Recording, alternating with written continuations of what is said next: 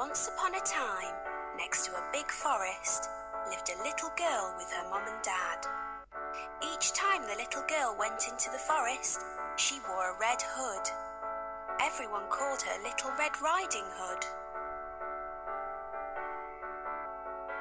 One day, her mum had baked a cake. The cake was a present for Red Riding Hood's grandmother. Grandmother lived on the other side of the forest. Red Riding Hood's mum asked her to take the cake to Grandma.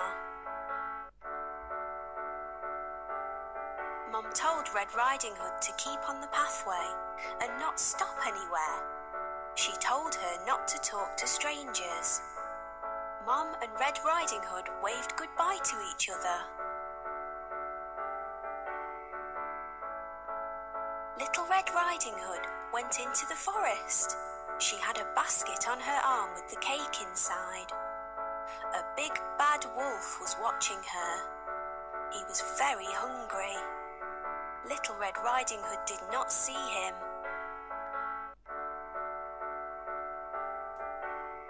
He came beside Red Riding Hood. The wolf tried to sound friendly. He asked Red Riding Hood where she was going. She told him she was going to see her grandmother on the other side of the forest.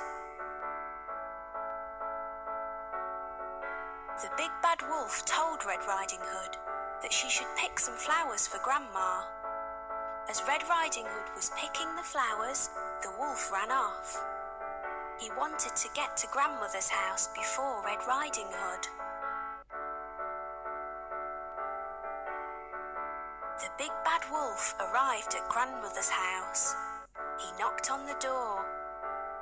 Grandmother asked who it was. The wolf changed his voice and said it was Red Riding Hood. Grandmother said the door was open. The big bad wolf let himself in. Grandmother saw him and began to scream. Before she could do anything, the big bad wolf swallowed Grandmother up.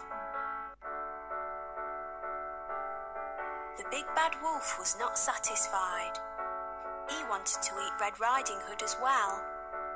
The big bad wolf dressed himself in Grandmother's clothes. He climbed into her bed. He waited for Red Riding Hood to arrive. Red Riding Hood came to Grandmother's house. She knocked on the door and asked if she could come in. The big bad wolf changed his voice. He sounded like her grandmother. He told her to come in. Red Riding Hood said what a deep voice her grandmother had. The wolf said it was better to greet her with. Red Riding Hood moved closer to her grandmother. She said what big eyes she had. The wolf said they were better to see her with. Red Riding Hood said what big ears Grandmother had. The wolf said they were better to hear her with. The wolf told her to move closer. Red Riding Hood said what big teeth she had. The wolf told her they were better to eat her with.